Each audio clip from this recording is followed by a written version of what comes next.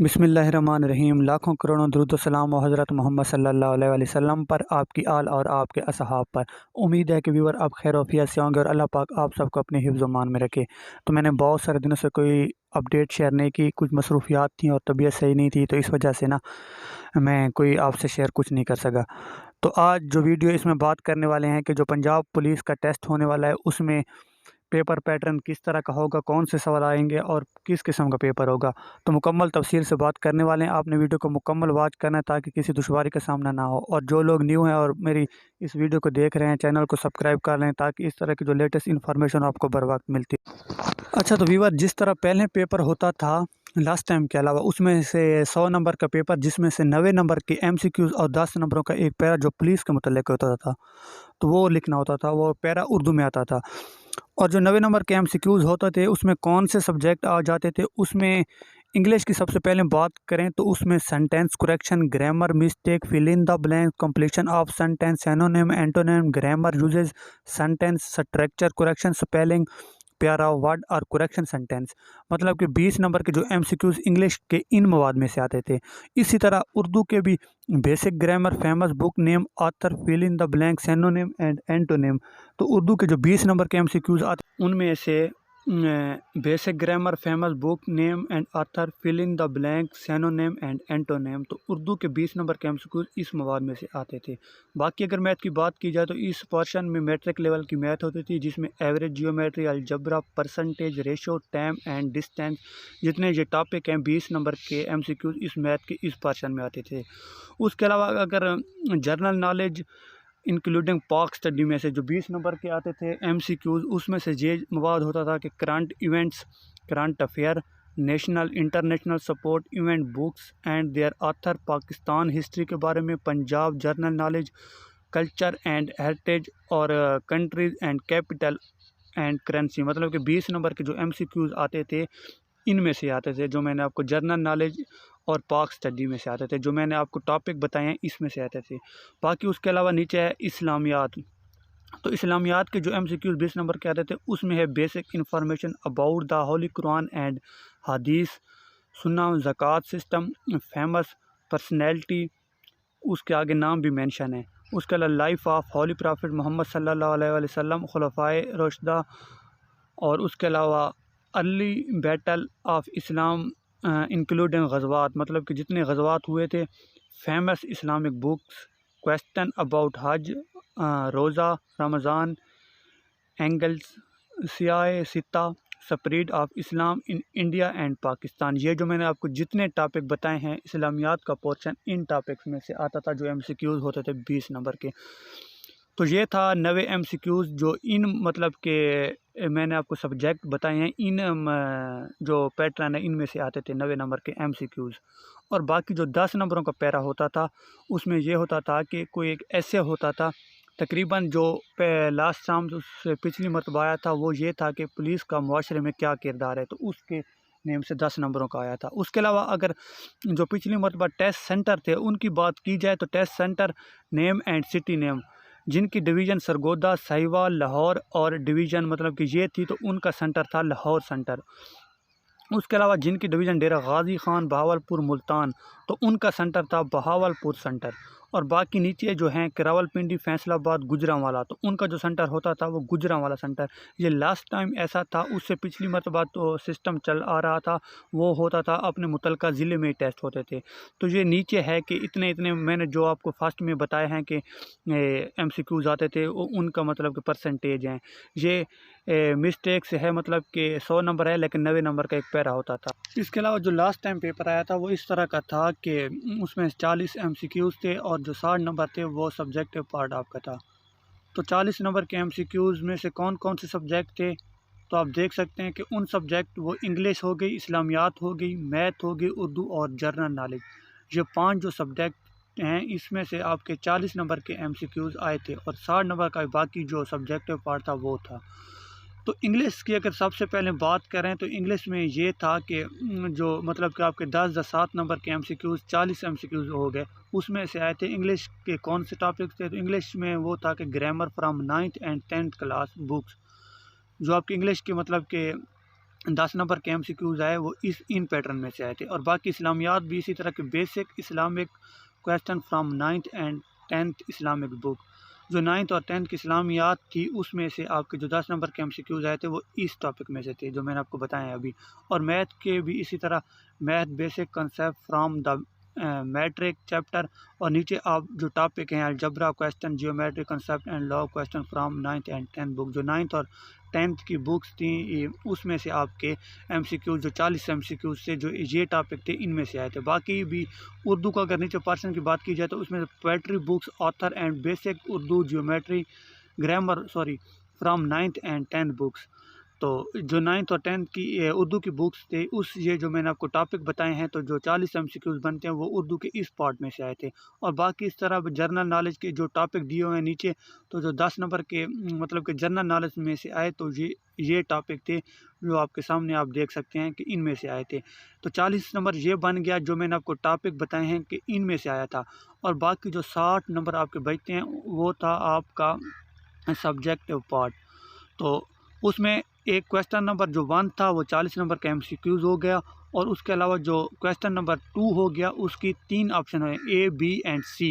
जो A option है right an essay on the given topic, तो इसका जो B ऑप्शन है read the passage and answer the given question. और जो तीसरा इसका है C option use the word in the sentence. तो मतलब कि 6 नंबर, और उसके बाद जो इसकी B कैटेगरी है उसमें से 3 नंबर, और 3 नंबर जो इसकी C कैटेगरी है। तो ये इंग्लिश का पोर्शन था, इसमें आपने कोई ऐसे लिखना था, मतलब कि कोई भी आया था A, B एंड C, ये इंग्लिश का एक पोर्शन था। तो आपने 3 ऐसे लिखने थे, कोई भी टॉपिक आ सकता था तो उनमें से लिखने थे। और इसी तरह जो क्वेश्चन नंबर 3 है इसकी A यूज़ है, B है और C है। तो question from any general topic like social study, तो ये जर्नल नॉलेज के मुतल्लिक ये क्वेश्चन नंबर 3 है, इसकी B है, C है और A है। तो इसी तरह अगर क्वेश्चन नंबर 3 की B की बात करें तो question from any general topic like social study subject. और जो क्वेश्चन नंबर 3 की C कैटेगरी है उसमें है question from any journal topic like social study subject. तो मतलब कि जर्नल नॉलेज के मुतल्लिक ये 3 मतलब के सवाल बन गए। तो इसके आगे नंबर में मेंशन है कि इतने नंबर के हैं, कोई भी आपको पैरा दे सकते थे जर्नल नॉलेज के मुतल्लिक, तो वो आपने लिखना था। और जो इसके बाद क्वेश्चन नंबर है 4, तो क्वेश्चन नंबर 4 में ये है कि question from factorization chapter of math. इस तरह क्वेश्चन नंबर 4 के भी होंगे, A है, B है और C है। जो A है ये मैथ का पर्सन आ गया। अब question from factorize chapter of math, ये 4 नंबर का क्वेश्चन है, इसमें कोई भी मैथ का सवाल है, फैक्टराइजेशन इसकी हल करनी होगी। तो इसी तरह का मतलब कि ये सवाल था।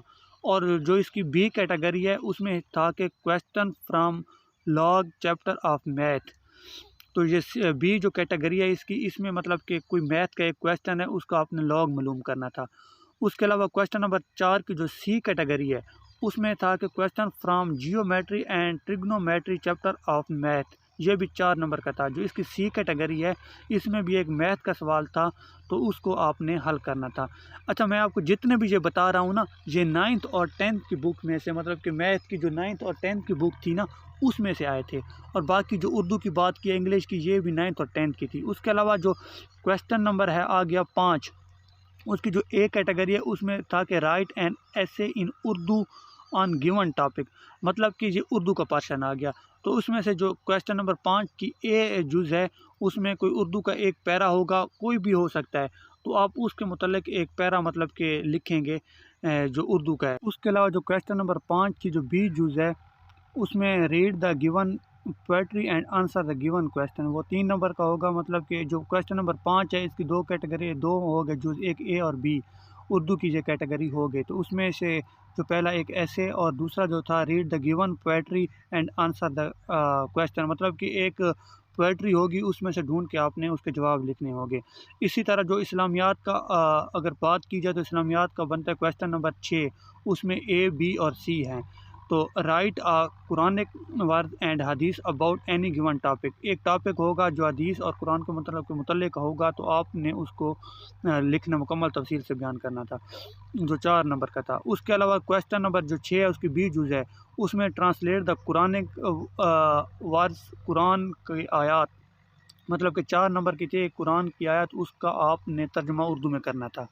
और जो क्वेश्चन नंबर 6 है उसकी सी जुज़ है, तो उसमें ट्रांसलेट द गिवन 2 हदीस, मतलब कि एक कुरान की 2 हदीस थी, उसका आपने तर्जुमा करना है, जो 4 नंबर की थी।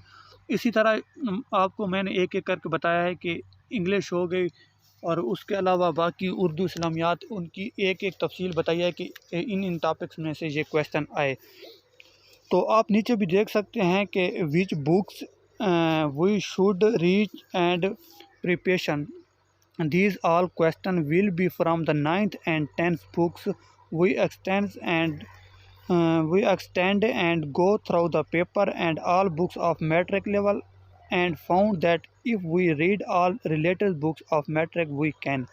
इसका मतलब ये है कि जो लास्ट टाइम पेपर आया था तो 40 नंबर के MCQs थे, और उसके अलावा जो 60 नंबर का सब्जेक्टिव पार्ट था, तो जो जितने भी मैंने आपको टॉपिक बताए हैं वो 9th और 10th के टॉपिक जिन जिन सब्जेक्ट के बारे में बताया उनमें से आए थे। तो इसी तरह आप देख सकते हैं कि मैंने आपको एक एक तफसील से बताया कि जो पहले पेपर होता था जो 90 नंबर का MCQs और 10 नंबरों का ऐसे, और जो लास्ट टाइम आया था उसमें ये था कि आपके 40 नंबर के मरूज़ी हिस्सा था, और उसके अलावा जो 60 नंबर का था वो आपका सब्जेक्टिव पार्ट था। तो एक एक मैंने बताया है कि इन टॉपिक में से इन ये टॉपिक थे, इनमें से आए थे। तो बाकी ये था पैटर्न जो मैंने आपसे शेयर किया। इसके अलावा अगर आपके माइंड में किसी और कोई सवाल हो तो आप पूछ सकते हैं, लेकिन जो अब नेक्स्ट होगा सिलेबस, तो वो अब देखते हैं कि कैसा आता है। ये थे दोनों पहले, मतलब कि जो पहले होता था और जो लास्ट टाइम होता था, जो मैंने आपको अभी बताया इस तरह के थे। तो बाकी अब देखते हैं फ़िज़िकल टेस्ट के बाद अब किसको, मतलब कि ये टेस्ट का दिया जाता है ठेका, NTS हो गया या CTS, इन दोनों में से किसी एक को देंगे। तो जैसे ही कोई न्यू इन्फॉर्मेशन होगी इंशाल्लाह मैं आपसे ज़रूर शेयर करूँगा। तो इसके अलावा अगर आपके माइंड में किसी कोई और सवाल है तो आप नीचे कमेंट बॉक्स में कमेंट करके पूछ सकते हैं। उसके अलावा अगर आप ये ऐसा क्या करें कि जो मेरी पहली वीडियो हो तो उनके नीचे कोई बात अगर पूछनी हो तो जो लेटेस्ट वीडियो होती है उसमें पूछ लिया करें। पहले जो बाद वाली होती है जो पहले मैंने अपलोड की थी उनमें से ना पूछा करें, क्योंकि वहाँ पे बंदा इतना कोई पढ़ नहीं सकता। उसके अलावा डिस्क्रिप्शन में मैं अपना व्हाट्सएप नंबर दे दूँगा, आप वहाँ से भी मुझे मैसेज करके पूछ सकते हैं। तो उसके अलावा जो मेरा एक टेस्ट प्रिपरेशन का ग्रुप चल रहा है उसमें मैं अपना नंबर मेंशन कर दूंगा, ग्रुप का लिंक डिस्क्रिप्शन में मेंशन कर दूंगा, आप ज्वाइन करके वहां अपने टेस्ट की तैयारी अच्छी तरह से कर सकते हैं। तो उम्मीद है कि दोस्तों आपको वीडियो अच्छी तरह से समझ आई होगी। कोई भी आपको क्वेश्चन है तो आप मुझसे कमेंट करके पूछ सकते हैं। तो मिलते हैं एक अगली वीडियो में। अपना बहुत सारा ख्याल रखिएगा। तब तक के लिए अल्लाह हाफिज़।